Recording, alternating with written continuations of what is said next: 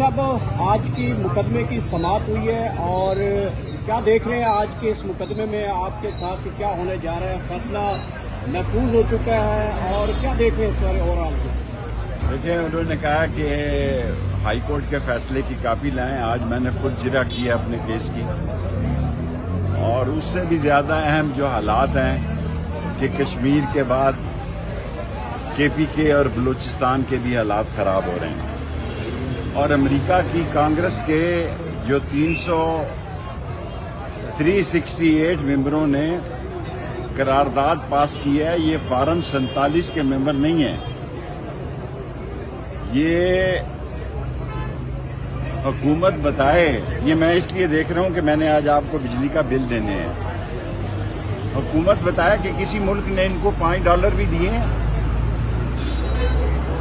और चीन के वजीर जो इस्लामाबाद में तकरीर करके गए हैं, कौम जरा उस पर भी सोचे। मेरा बिजली का बिल आज 1,68,000 रुपये आया है, और मेरी मार्केट के 18 दुकानदार दुकानें छोड़ के चले गए हैं कि जी 15 दिनों में 1 रुपए की हमने बिक्री नहीं की। और इंशाअल्लाह आप देखेंगे कि अगले महीने के आखिर तक नवाज शरीफ भी अपने बयानिए को बदलेगा। और ये मैं बिल दे रहा हूँ मीडिया को कि 31,000 रुपया तनख्वाह है और 29,000 रुपया बिल है। ये हुकूमत सिर्फ अपने केस खत्म करने आई है और आवाम को बिजली की नंगी तारों पर लटकाने के लिए आई है।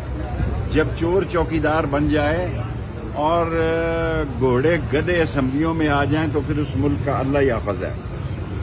और मैं बड़ी अहम बात कहना चाहता हूं कि सोशल मीडिया बाहर से चल रहा है, और पकड़ा गया शहबाज गिल के भाई को और अजहर मशवानी के भाइयों को, जिनका कि उस सोशल मीडिया से कोई तल्लक नहीं है। और जो भी इस हुकूमत के साथ मुज़ाकरात करेगा वो मुंह काला करेगा, फिर 707 की साबन से वो हाथ धोए।